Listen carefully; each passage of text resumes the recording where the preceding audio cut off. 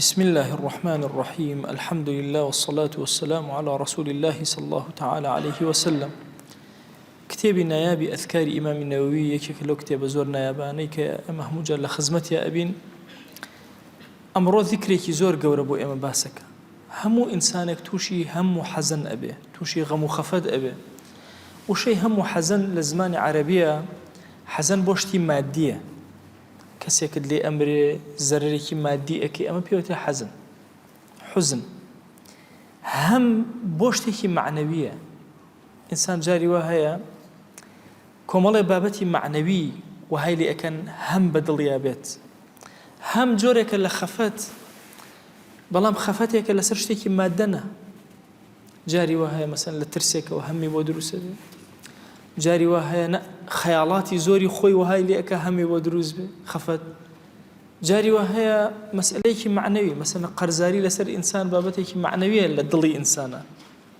غەمێکی معنەویە پێوترێ هەم وە زۆری تر لەمانەکە پیان ئەوترێ هەم میشمان هەیە و حەزەنیشمان هەیە لە فەرمایشتەکانی پێغەمبەر صلی الله عليه وسلم هەردووکی دیار کراوە هەتا لە ڕوایەتێکە فەرمێ هەم بە دڵی ئینسانی موسڵمانە یەت هەمێکی زۆر بچووک خۆی گەور لە گوناهی ئەبورێ بۆی هەمەکەوە ئەم بابە ئیمامی نەووی ئەفەرمێ ئەگەر کەسێ غەمبار بوو هەمی هەبوو حوزنی هەبوو چی بکا چی بڵێ تەمە زۆر طەبیعی ئینسان جاری وا هەیە حاڵەتێکی بەسەرایە زۆر بێتاقەتە جاری وا هیچ ژنی هەر بێتاقەتەوە هەر پێوترێ هەم لە زمانی عەرەبیە هەمومی خۆی هەیە غەمی ناخی خۆی هەیە ناتوانێت دەری ببڕێ هەموو ئەمانەکەنە هەم بەسەر ئینسانە هەم لە ئینسانە لە دڵی ئینسانە لەگەڵ حوزنە کە بەسەر ئینسانە هات ئێمە چی بکەن ئێمە موسڵمان زۆر کەسێک ئەڵێ بێتاقەتم و ئەوانە ئەڵێن دەبڕۆ سەیرانێ بکە چاکەوی یا سەفرەیە بکە لە ڕووی نەفسیەوە تەبان گۆڕانی شوێن تەئسیری هەیە بەڵام لە حەقیقەتە هەم بابەتێکی ڕۆحیە بە ڕۆح چارەسەرەکرێ بابەتێکی مادی نیە تا تۆ سەیری شتکەی زەر و گژوگیا و دەشت و دەرکەی چاک ببی ئەم فەرمایشتەی پێغەمبەری خوا صلی الله عليه وسلم فەرمایشتێکی زۆر گەورەیە ئەبوو موسای ئەشعەری بۆمان ئەگێڕێتەوە ئەفەرمێ خۆشەویست لە مەجلیسێکا بوو ئەفەرمێ خۆشەویست فەرمووی من ئەصابه هەم ئەو حەزەن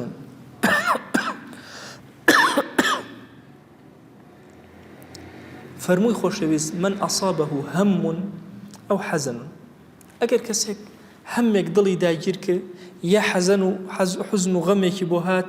فليدعو بهذه الكلمات بأم دعانا بخوانا يترهم وحزنك نامن بلي اللهم أنا عبدك خوايا من بنديتهم وابن عبدك وابن أمتك من كري عبدك توم وكري جاريكم أمتيكم في قبضتك خوايا من لبردم دسيتو يا لنا ومشتيتو يا إلهي ناصيتي بيدك نوشواني من بدسي تويا ماض في حكمك هار برياليكي تو درتشو بي لمنا تو تيبريو هاتوا عدل في قضاؤك هرشي تو بريالي سر بدي برامبر بمن خوايا نوع عدالة أسألك بكل اسم هو لك خوايا داود لي كم بهرشي ناوت هي سميت به نفسك خوت أم ناوى ولا خوت ناوى أو أنزلته في كتابك يا لقرآن هاتو أو علمته أحدا من خلقك يا يكيق عبدكاني خوت تفير كدوك أو ناويتويا أو استأثرت به في علم الغيب عندك يا هندق لنا وكان للاي خوتن إما هرتيناقي هاد نداد نبضان وتشوك إنسانيت عقلي نقشتو تأوي لو اسم صفتاني خوات يبقى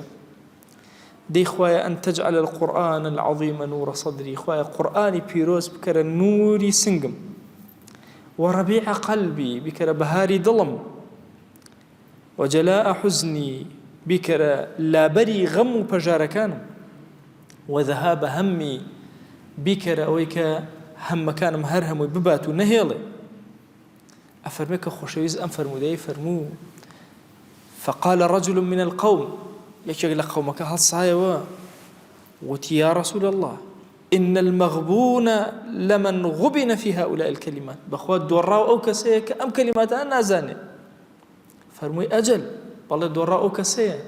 خاسر مغبون أو كسيه فقولوهن وعلموهن أم كلماتنا بلهن أم كلماتنا فيري خلقا فإنه من قالهن التماس ما فيهن هر کەسێک ئەم کەلیماتانە بڵێ بەڕەجای ئەوەی ئەم کەلیماتانە خوا قورئان بکاتە بەهاری دڵی ئەذهب الله تعالى حزنه وأطال فرحه خوای گەورە ئەو حوزنەی ناخی دەرەهێنێ و فەرەح و خۆشی لە دڵیا درێژ ئەکاتەوە بڕواکەن ئینسان هەموو سەرزەوی هەبێ کە حوزنێ لە دڵیا هەبوو هیچ ئارامی لێ ئەبڕێ دنیای لێتەوەی هەمێکی هەبوو تەواو کۆتایی پێ دێ فەرمووی ئەم فەرمایشتە ئەمە خۆتان بێڵێن وعلموهن چونکە هەر کەسێک بەم نیەتەوە بیخوێنێتەوە بەم نیەتەوە بیخوێنێ ئارامی ڕەحمەت بەزەی بەسەریادا ئەبارێ و فەڕەحێکی زۆر گەورە لەناو دڵیا دروسێ بۆ ئینسان کە غەمبار ئەبێ و بێتاقەت ئەبێ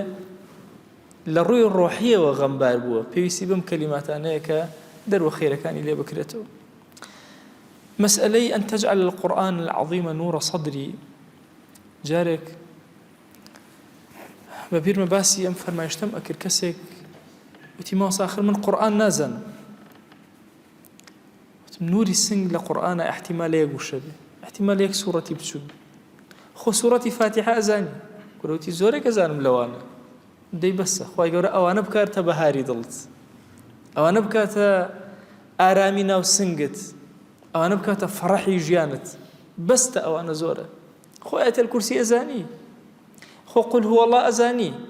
هەموو ئەمانە ئەگەر نەبنە بەهاری دڵی ئینسانی موسڵمان چێژیان لێ وەرناگرێت لەزەت ناکە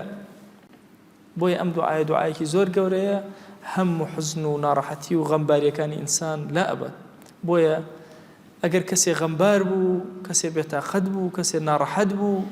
نەفسیەن هەستی کرد جۆرێک لە ئاڵۆزی هەیە بە پەنابەرێتە بەر ئەم کەلیماتانە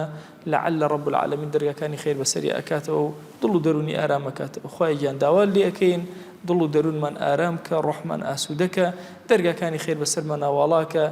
یا ئیلاهی داوا لێ ئەکەین نوری قورئان بخەرە دڵمانەوە تو گەورەی خۆت قورئان بکەرە نوری سنگمان بیکەرە بەهاری دڵمان یا ئیلاهی قورئانی پیرۆز بکەرە لابەری غەم و پەژارەکانمان یا رب العالمین آمين آمين والحمد لله رب العالمين وصلى الله على سيدنا محمد وعلى آله وصحبه وسلم تسليما كثيرا أبدا إلى يوم الدين خواهي قول الله قناهي من الشيء وجبوري وخالي من قبولك